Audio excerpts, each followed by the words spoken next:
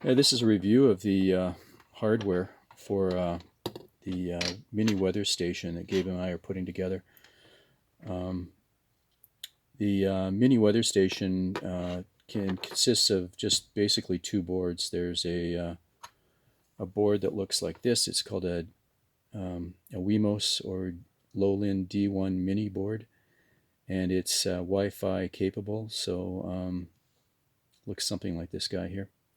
You can see there's an antenna on the back, and this is going to connect you to the internet via your router or your cell phone to get you online. And then there's a environmental sensor. This thing is called a BME 280 temperature, pressure, and humidity sensor. It's this little metal square in the middle of the breakout board. And you connect this sensor with these four wires to this board to make your weather station. And then that fits inside of a weatherproof box, something like this project box. We put a little hole in the bottom for power, and it gets its power through its USB connector. So you need to plug in a USB cable here like you'd plug in your phone to a charger. The cable is about 10 feet long, and so you have your 1 amp charger here that plugs into the wall on the outside of your house, and the other end is your weather station that fits inside the weatherproof box along with the sensor. And the cable fits through the box, and we weatherproof that, and it goes through the hole, and that provides you with power. If you need to update your firmware, you can disconnect this from your wall adapter, plug it into your laptop, and just upload new code.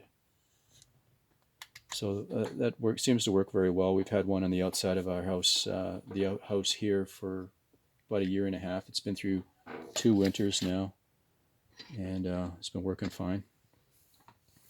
When the data gets to Thingspeak, it gets processed there, and that's where you're going to see the live graphs that update every 20 minutes. New temperature, sea level pressure, relative humidity, dew point, and so forth. So we've got 2 other portable versions of that weather station that might be of interest. It's basically the same idea, except that we've made it portable by adding a LiPo battery here. So this is a 1000 milliamp hour LiPo that plugs into a battery board. So this is a shield that snaps onto the main board below, and you can see it also has a USB adapter here. If you plug in your USB power, then it will charge your LiPo. And then if you want to go portable, you disconnect that and you run off the battery. And the battery will last for many hours, probably a school day. And in this case, there's also an OLED display here on top that has a I2C connector on it that allows you to plug in your BME 280 sensor to that. And a student could take this somewhere else in the school or outside or home or whatever. If you press this button on the left, the way it's programmed, it will display temperature in Celsius and sea level pressure in kilopascals and the dew point. And if you press the second button on the other side here, the buttons are really small, displays the temperature in Fahrenheit and relative humidity and the battery voltage. So that's the point of that display. So this is a pretty basic version of the portable weather station. We have a more advanced version. We're still working on that one. It's basically consists of a lot of shields. It doesn't have this kind of sensor just sort of sticking off. It's just basically a straight up stack of shields, and it includes ambient light, and so you can tell whether it's day or night when it's getting hot, cold. The amount of it measures the light in lumens or lux, and and it measures carbon dioxide concentration in the atmosphere in parts per million. And anyway, there's other sensors in that version. And then down the road, we'll probably develop some other versions that aren't weather stations so much as maybe biology sensors for heart rate, respiration rate, EEG, that sort of thing. Somebody could wear that, go outside, go for a run, something like that, and stream the data to Thingspeak. Of course, the way the weather station is set up, the one that sits inside the box, uses your home Wi-Fi through this antenna. You're connecting to your home Wi-Fi router, and then streaming the data every 20 minutes to the internet. However, if you're going portable, you probably want to tether it to your cell phone. So as long as your cell phone's on you, it'll stream data to Thingspeak. And the way this one's set up, it streams. It sends the data every 20 seconds. Sorry, every 20 seconds it sends temperature, pressure, humidity, all that stuff. So the nice thing about that one is that you can just go online and just class can see if you project it. If you've got an internet projector, you can see exactly what's going on in real time, or near real time. Every 20 seconds is pretty close. The boards are inexpensive.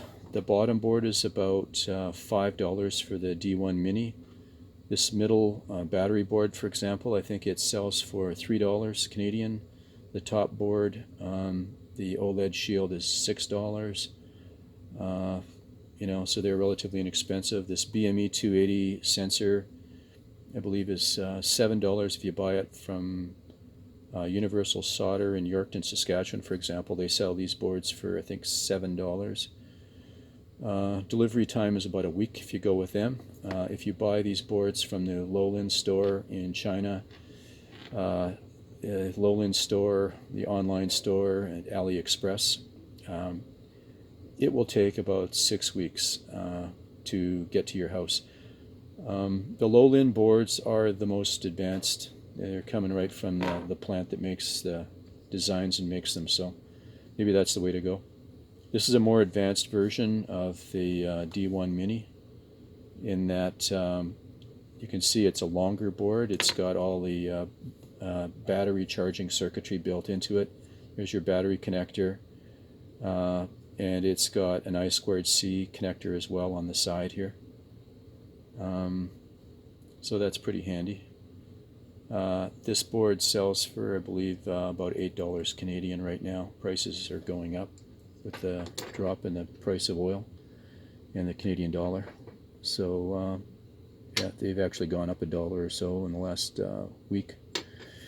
Anyway, I think that's about it. Yep, Gabe and I are working on more things. Gabe's son is developing a site where it will show the position of the board using Google Maps, which can be really handy. If you want to take it out and go portable, if you're going running, skiing, that sort of thing, having the portable unit tethered to your phone and being a GPS tracker at the same time, it would be kind of cool.